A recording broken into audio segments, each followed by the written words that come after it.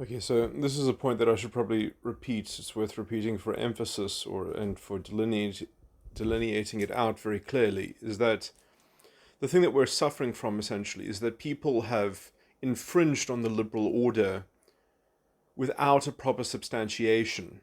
And in some sense, this glaring lack of principle has never been has never been attended to. No one has gone back and supplemented for the lack of proper substantiation. And because no one has cared to do that, because everything that has been done, the never ending lockdowns and the never ending restrictions, which are all in a sense precautionary, because, when you're quarantining the healthy, not the sick, it has no, it is of a purely precautionary nature. And so when you've indulged into an ever deepening precautionary set of strategic deployments, you can just see how, because it's never been properly substantiated, the precaution can just shift the goalpost, because you've already conceded the principle that you can indulge in precautionary measures without ever curing the lack of a proper substantiation in the first place. And so there's a kind of built-in moving of the goalposts, which then can also be moved in order to protect for the fact that there was never a proper substantiation for the measures in the first place. That in principle, it fell short of having the requisite justification to infringe on the liberal order. And because no one cared to, in principle, track this lack of principle, in some sense, I think that this is essentially because the news media, journalists in general, had already been radicalized by identity politics, which takes the same formula. Is that the principle is never clear. In principle, it is not properly substantiated to complain of a systemic oppression, because what's the point of saying that you are oppressed by the collective system? It doesn't make any sense. That doesn't lead into any morally actionable idea other than there are victims. In some sense, all it does is say that there are victims of this thing called systemic oppression, but there's no way in which that frames at all what the solution is. And in some sense, to define a problem that doesn't have a morally actionable solution is, in some sense, probably an egregious problem in terms of just conceptualizing of reality. You are indulging in a moral conflation into something that has a kind of unknown quantity to it. So you say, yes, yes, yes, it would be better not to have this, but the quantitative shift that it implies, it's sort of, well, it doesn't mean anything in any kind of quantitative sense.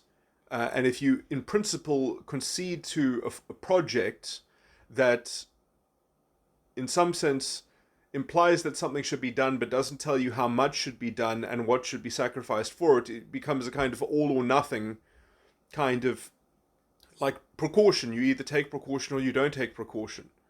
But in principle, if you really concede that, oh, okay, well, we should take some precaution, well, then you need a fudging standard. You need something to say when enough is enough, and when that hasn't even been predefined in principle yet, then you've kind of lost the plot. You have separated yourself from basic principles, which essentially is what happened in the COVID. Is that the liberal order has already been infringed and conceded.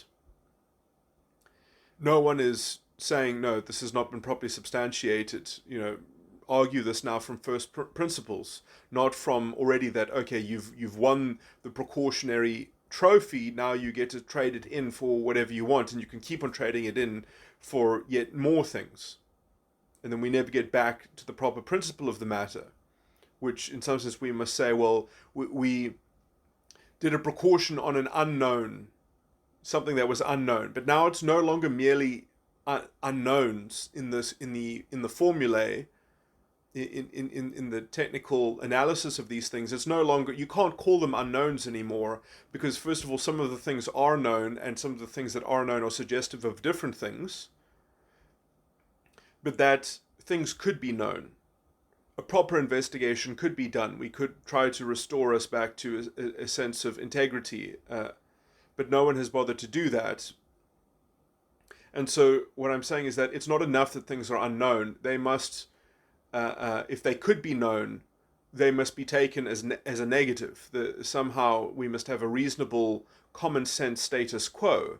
That the orthodoxy should be that no, you have to make a proper substantiation to infringe the liberal order. You cannot merely suggest that there might be something that we should take precaution against. Is not enough. Anyway, so now they've gaslighted society so much so that the people saying that this is not justified, they have to prove a negative rather than merely having to say, no, this hasn't been substantiated properly. A judge should disband the command council in South Africa. This is unlawful. This is an unlawful infringement of the liberal order, of the rights in the Bill of Rights. And in the same way, I mean, identity politics has played the same narrative witchcraft. It has essentially said, well, systemic oppression is so evil, we must take precaution against it, and the government is allowed to take whatever precaution it wants to, and therefore, even as those precautions are retrograde, they make the situation worse. Well, somehow that means that the government can be more radical to do the same thing, and it is never being properly constitutionally tested, because they won't even test for proper substantiation. They just say, no, well, there's a democratic verdict behind it because the ruling party is instituting this stuff, and therefore they have the numbers, and therefore we're not going to substantively test it against the subclauses in the limitations clause. We'll just say that no, democracy means that you can get away with redefining non-racialism and infringing it, essentially, because of something to do with the ideology's bylines of its hysteria and how it, morally prioritizes itself to indulge in this precaution that has this kind of unknown quantity. It's ideologically defined in some sense to have this kind of unknown quantitative permission or authorization under its ideological auspice. You can get into these morally murky, unknown moral quantities that in some sense do have to have a fudging principle, and essentially that fudging principle is what allows the culture to precipitate full-blown fascism, because it is in the refinement of that unknown quantity into an all or nothing proposition, where then because you're always telling your adversaries, your ideological adversaries, well, which side are you on, the all or nothing side of the unknown quantity?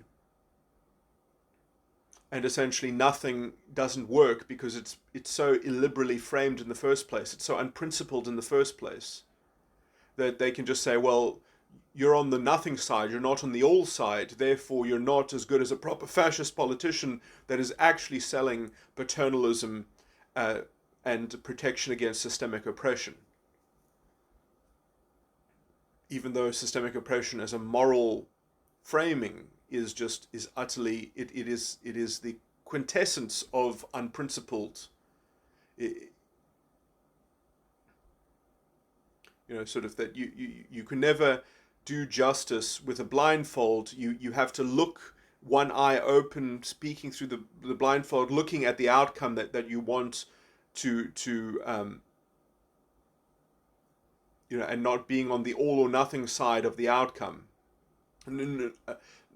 Not being on the nothing side, because if you're on the nothing side, then you get pilloried by essentially the fascistic accusation that you're on the side of systemic oppression. So this has been sort of the moral wedge that, in some sense, is also, which you could say came from intersectional ideology.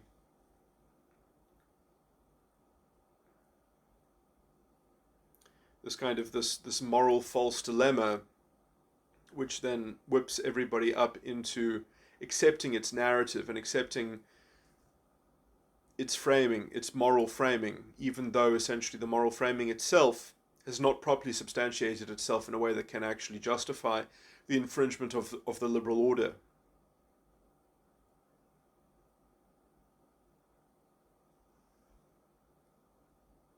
And this kind of moral nebulousness and ambiguity, in some sense, if this goes on forever, you just slow boil. You end up conceding to it. It's something like there's like sort of, what is it? It's not a joke, but it's a story, I guess. But it's meant to, I don't know a fable or something. I think this is in a movie as well. A woman goes up to a man at a dinner party and says, would you sleep with someone or with me or something like that for $10? Or no, actually, I think he goes up to a woman at a dinner party and he says, I can't remember which one is the first question, which one is, and the second question is, would you sleep with someone for $10 million or $1 million? I guess this was back in the 90s or in the 80s when this came out. This, I don't know what to call this. It's just a kind of explanatory story. And then the woman blushes, or I think the first question is the higher amount first, and then the woman blushes, and then the second question is, would you sleep with me or with somebody for $10? And then she slaps him, and then she says, what do you think I am? And then he replies to her, well, we've already established what you are. What we are doing now is quibbling over the price. And that's the kind of this sort of unsubstantiated, this lack of a proper substantiation. It's an ethical deficiency that the system has not been able to recoup itself against. I can imagine courts saying, we're so afraid of the mob, we're so afraid of the general sentiment that if, I can imagine a court saying, well, if we actually stopped lockdowns from the bench and said that it wasn't properly substantiated, that the government might do something against the judiciary and would be emboldened because maybe the public would be on the side of the government. Or the other branches of government, rather, because of not kowtowing to the sort of this consensus that government restrictions and the imposing of government restrictions are warranted. I mean, I must say, I don't see why this is at all necessary, because I mean you could just convert all lockdowns into voluntary lockdowns from in terms of the individual. I mean, just because courts would strike down a lockdown doesn't mean that the government couldn't suggest to people that they lock down and educate and inform them to, and have it be done as a completely voluntary sort of thing. And it would certainly, in terms of the aggregate utilities of the population, it would certainly be better, because then people would choose their own course of action, and in some sense there would be more capacity to accommodate in general, because things would be, society itself would be in a more active, productive situation to provide for other people as well. It's weird how there's all these sort of built-in weird assumptions of like a zero-sum game, and that it's better for everyone if everyone has a kind of is being plugged into the blanket unprincipled program, sort of the across the board enforcement and imposition of something that, that somehow if everyone is synchronized, that, that has some kind of special efficacy. And in some sense, in terms of the virus, I mean, just conceptually that might be somewhat possible, but it's actually, it's certainly impossible in practice. That it's only worth it if you can actually eradicate the virus, and lockdowns were never a measure to eradicate the virus. Extermination was never the point of the public policy, the public health policy. And people must remember these things, because you could tell that a lot of the ways in which journalists were reporting on the lockdowns were really courting this fantasy that somehow this was towards extermination of the virus. That somehow lockdowns were going to eradicate this thing, which is, it's, the only one country was able to essentially do that, and that was Australia, and really they were stupid to do so. It turns out not to be helpful. It just defers everything into the future. Which is what a lot of people, a lot of epidemiologists that never got the chance to have a proper public debate over this public health policy, who proposed a completely different kind of public health policy, and who were steamrolled by this fascistic culture, which had already been radicalized by identity politics into narratives of systemic oppression, and trying to